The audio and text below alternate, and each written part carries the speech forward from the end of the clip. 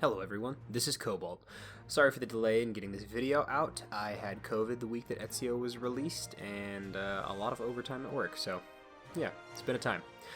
This is the next video in my character analysis series for Brawlhalla. I'll be doing a brief introduction of the character followed by a frame data analysis on their signatures, and if you want to skip all this and get straight into the info, there's a timestamp in the description, and don't forget to subscribe so you can keep up with the release of your favorite legend. There's some codes in the comments if anyone is interested. In these analyses I want to focus solely on the character's signatures. Light attack combos are covered much more in depth than I ever could elsewhere, and function pseudo-comparably for all characters of that weapon class, so I'm not going to be discussing the general neutral of the character with his or her weapons unless it pertains in some way to their signatures.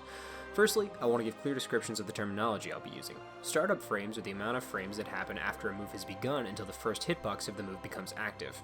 Active frames are the duration of frames that the move contains hitboxes that can collide with your opponent. FAF, or First Actionable Frame, is the first frame available where your character is able to move again after the move has been started. For all of this data, I use the character's jump to display the first actionable frame. Lastly, on miss refers to the move not making contact with an opponent, and on hit refers to the move making contact with an opponent. I'm going to be doing my analysis today on the next newcomer to Brawlhalla, Ezio Auditore.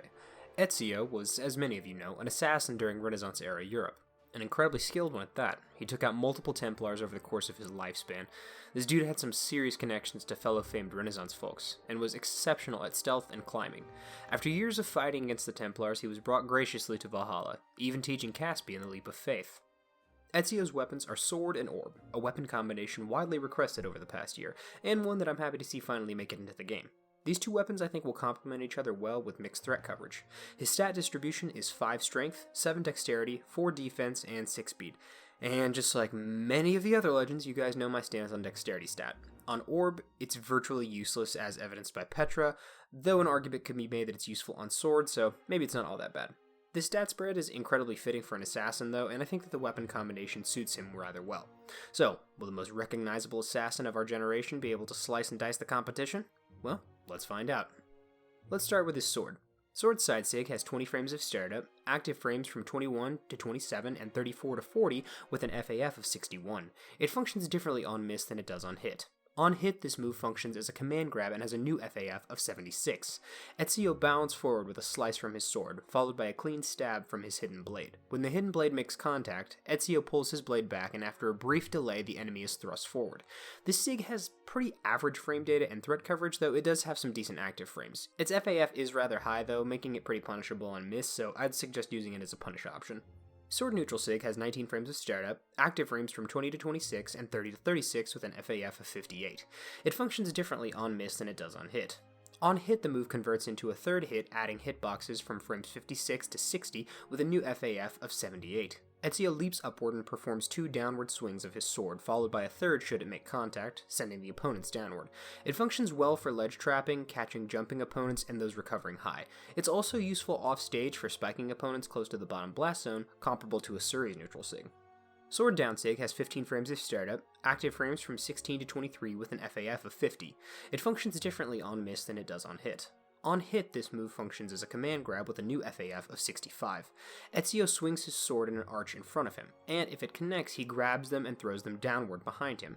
If performed on stage, it pops the opponent upward, lining up perfectly for a follow-up, and if performed at ledge, the opponent is thrown downward off stage.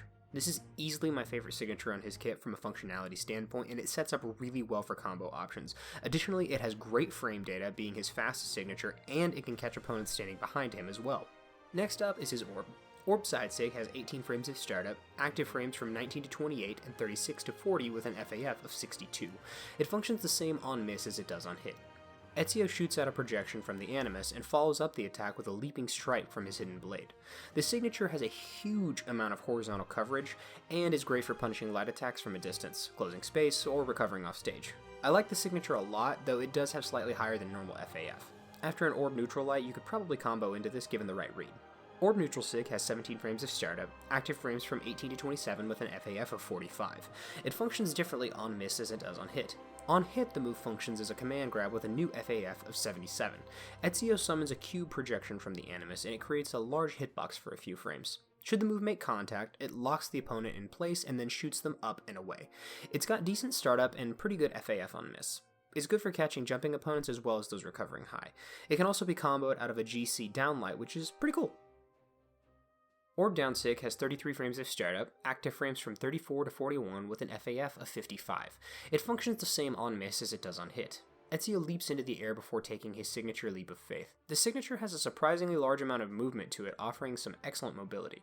In terms of that, it excels, offering an excellent extra option for recovery if gravity cancelled.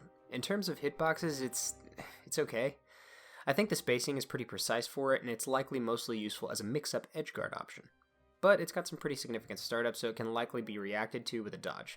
It's an interesting and unique signature, but I think its combat potential is rather limited. So overall, his SIGs are pretty average in terms of their frame data, with an exception or two. His startup is pretty average except for sword down SIG at 15 frames. His neutral SIGs surprised me a bit with their slightly slower startup, but given the mobility of sword's neutral SIG, I think that this makes sense. I was incredibly impressed with how much horizontal movement his orb side and down SIGs respectively offer him, which grant him a lot of unique mix-up options both for applying pressure and for recovering to stage. I think his sword down SIG probably has the most combo potential out of all of his signatures, both for combo extensions and reads. His neutral SIG on orb also has some good coverage above him that I think can be useful. Ezio is a cool, albeit unexpected addition to the game, and I think that they did a pretty good job of translating the Assassin's Creed games into Brawlhalla for his signatures. Visually, I like his side signature on Orb the best.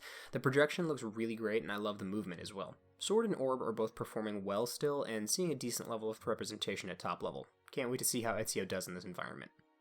As soon as a new legend drops again, I'll do another one of these, so don't forget to subscribe so you don't miss the release of the next legend, and hope to see you guys back for the next one. Once again, I'm Cobalt, and thanks for watching.